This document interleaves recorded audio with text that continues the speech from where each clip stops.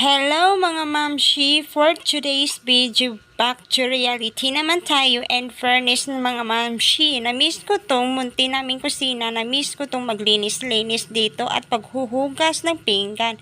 Pag palagi akong dito sa bahay ay may parang gusto-gusto kong lumabas. Pero kapag nasa labas naman ako na ibang bahay, parang walang gustong-gusto ko na ulit kaagad umuwi. Iba pa rin kasi talaga sa pakiramdam kapag nasa sariling bahay ka, totoo talagang there is no place like home. Kung saan man kami pumunta o makarating, dito ka pa rin nagugustuhin umuwi. Pero maganda rin naman talaga paminsan-minsan labas din tayo.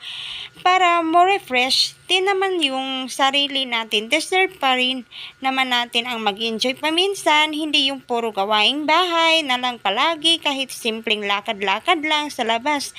Nakakabawas po rin yun ng stress natin. Kahit paano nakakagaan din kasi talagang pakiramdam na makikita tayo ng ibang kapaligiran. Kakatapos talaga yung ayan, may sariling bahay naman ako. Galing po ako sa kabilang malapit sa Babuyan. Doon po ako naliligo at nagbihis. Ayan, samahan niyo ako papunta sa palengke. Tara na!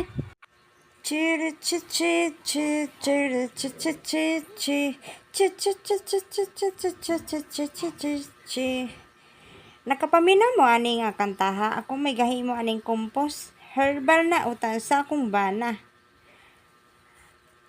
Atong kantahon ha. Ako na problema kung asan na makakita sa dahon nga laya. Akong amigo nagtinga, dili na siya mahimutang. Masakit iyang dugan kay dugay daw siya wala ka ana-ana na.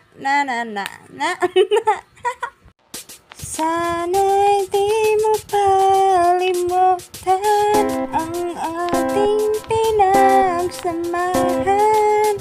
Kung sakali man may minamahal ka ng iba, pipilitin ang sarili na maging masaya.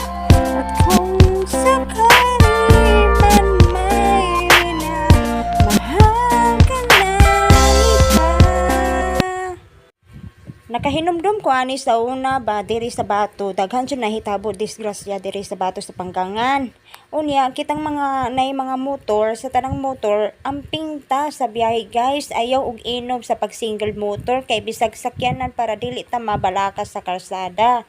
Isalbar nato ang atong kinabuhi sa tanang mga naga motor, siklo, magbantay sa inyong salakyan o motorsiklo. Hinaot nga di ta mag-inom sa pagbiyahe sa kalsada kay kinabuhi nato nga nakataya kada adlaw, oras-oras kay isa ra atong kinabuhi, dili na mabalik ang patayng lawas.